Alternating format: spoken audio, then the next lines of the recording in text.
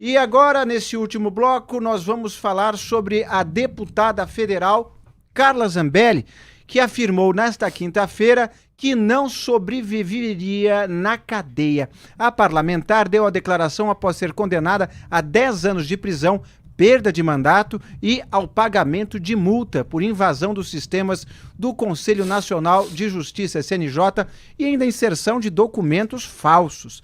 A decisão unânime foi da primeira turma do STF. Os ministros Flávio Dino, Cristiano Zanin, Carmen Lúcia e Luiz Fux acompanharam o voto do relator Alexandre de Moraes. Zambelli disse, na quinta-feira, dia 15, sofrer com doenças que impediriam sua sobrevivência na cadeia. Vamos assisti-la. Tenho alguns problemas de saúde. Não sei se vocês sabem, eu já fui internada algumas vezes. Eu já fui internada com licença médica. Eu tenho um problema que se chama Ehlers-Danlos, é uma síndrome rara. Só dá em pouquíssimas pessoas na população. É uma síndrome que todo o meu corpo ele sai do lugar. Eu posso provar para vocês aqui, ó.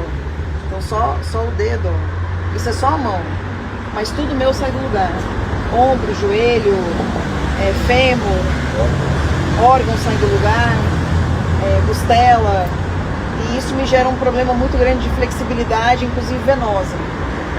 Então eu tenho aqueles problemas de desmaio, né? Eu também descobri um problema do coração, que chama SPOT, que é uma síndrome hipercardíaca postural ortostática. Eu não posso ficar muito tempo de pé, daqui a pouco eu vou começar a cambalear aqui. E tenho um problema de coração, fui operada do coração no dezembro do ano passado. Tenho problema com depressão, tenho mantido as minhas medicações para depressão. Ainda bem que o corpo dela não se desmontou e nem teve problemas no coração quando saiu correndo com uma pistola no meio da rua. Bom, em outro momento da coletiva, Carla Zambelli desafiou a imprensa a usar o ChatGPT para analisar a sua condenação. Vamos acompanhar este momento de profundo entendimento jurídico. Eu vou fazer um desafio para vocês. Eu fiz esse desafio com alguns deputados e faço com vocês. Eu mando a peça para vocês de decisão do Alexandre de Moraes, tá? O voto dele me condenando a 10 anos.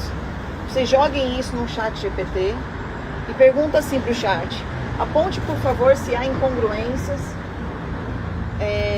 e por que a Carla foi condenada. Quais são as provas apresentadas para a condenação dela?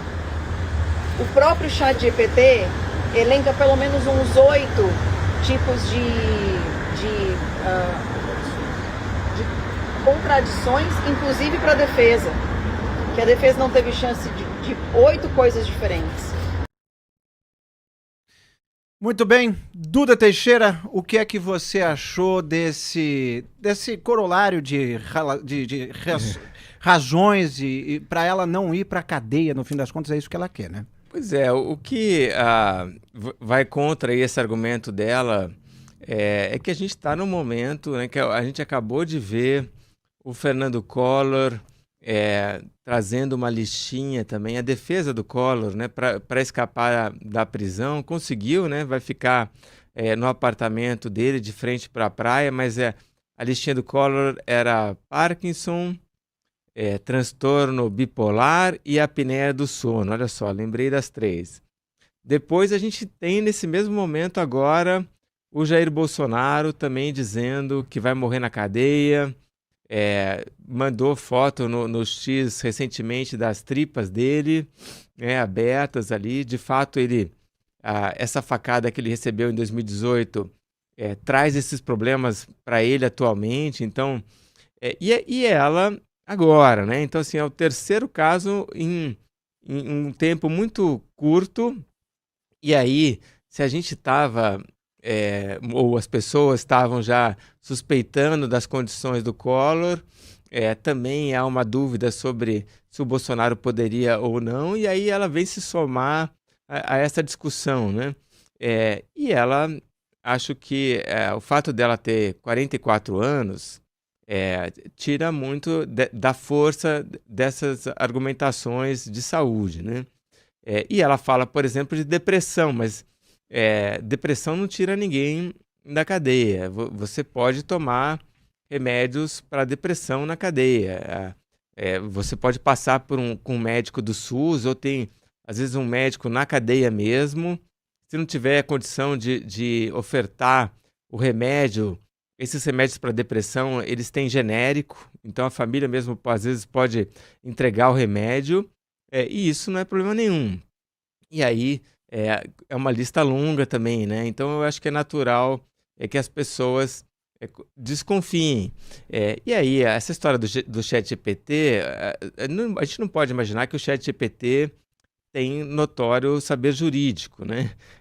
Não é uma autoridade em si. Tudo que a inteligência artificial traz, aliás, inteligência artificial é a capa da reportagem de capa da Cruzoé. Daqui a pouquinho. A gente precisa avaliar, né? Olhar direito, conferir. Então, aí eu acho que dizer que o ChatGPT disse alguma coisa, o ChatGPT não é autoridade alguma. E agora, Ricardo Kertzmann, você ficou sensibilizado pela fala da deputada? Fiquei não. Sabe por quê? Porque quando ela praticou o crime que ela praticou, assim como muito bem lembrado por você, quando ela saiu com uma pistola em mãos, correndo atrás de um rapaz pelas ruas de São Paulo, fazendo esse rapaz deitar no chão, como se ela tivesse autoridade para fazer aquilo, como se o rapaz fosse um bandido, ela não estava com todas essas doenças. O ex-presidente Fernando Collor, quando desviou 20 milhões de reais, ele também não me pareceu sofrer de mal de Parkinson.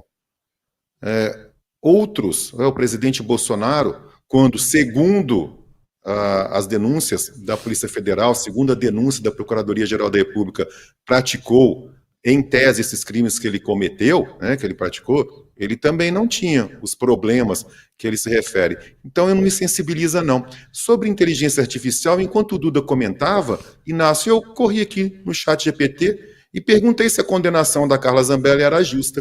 Eu vou abrir aspas para o ChatGPT. A condenação é dura, mas justa. É necessária. Carla Zambelli ultrapassou todos os limites do aceitável, transformou um hacker em operador político e tentou manipular o sistema de justiça com fraudes deliberadas. O Estado precisa, sim, agir com firmeza. Bom, eu não sei qual que foi o prompt, qual que foi o comando que ela deu para o ChatGPT, mas eu fiz uma pergunta simples, se a pena era correta, e a resposta está aí. Pois é que você tem que usar o ChatGPT com o prompt pronto dela, que o próprio hacker deve ter deixado para ela no bilhetinho.